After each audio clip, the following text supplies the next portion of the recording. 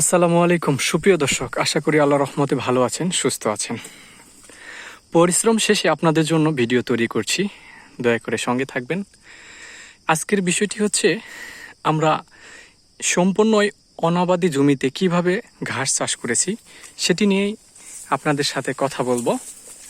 এই ঘাসটি জার্মানি ঘাস।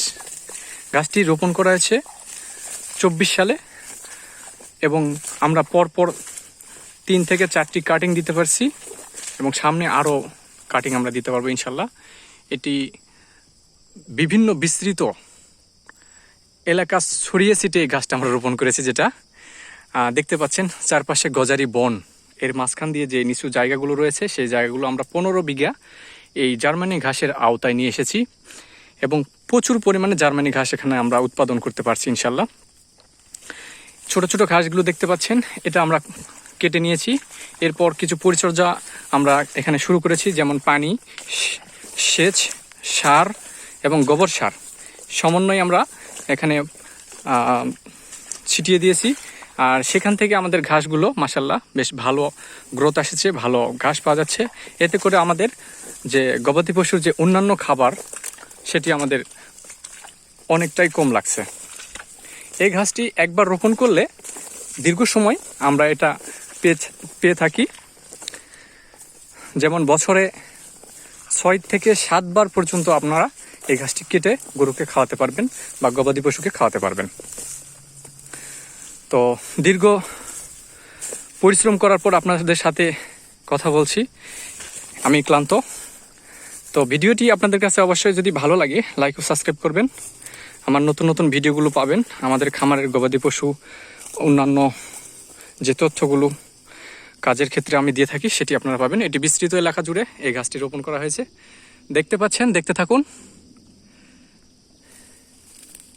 প্রচণ্ড রোদ হচ্ছে এখন, এই রোদের মাঝে ভিডিওটি করছি, কেমন লাগবে জানি না। তবে ভিডিওটি ভালো লাগলে লাইক ও সাবস্ক্রাইব করবেন, আমাকে নতুন নতুন ভিডিও বানাতে সাহায্য করবেন।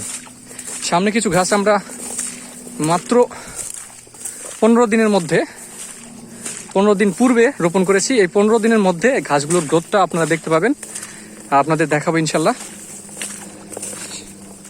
সাথে থাকবেন। সামনে যে ঘাসগুলো দেখতে পাচ্ছেন এটি আমরা 15 দিন আগে রোপণ করেছি। এই ঘাসগুলো বেশ সুন্দর হয়েছে এবং এই ঘাসগুলোতে এখন আমরা সার দেব। সার দিলেই মোটামুটি আমাদের ঘাসগুলো পর্যাপ্ত পরিমাণে আসবে ইনশাল্লাহ। তো মোট কথা হচ্ছে যে আপনাদের গবাদি পশু খামারে ঘাসের কোনো তুলনা নেই। পর্যাপ্ত ঘাস রেখে আপনারা গবাদি পশু লালন পালন করবেন। এখানে ঘাসের চাহিদা মিটিয়ে গবাদি পশু লালন পালন করলে আপনি লাভবান হতে পারবেন।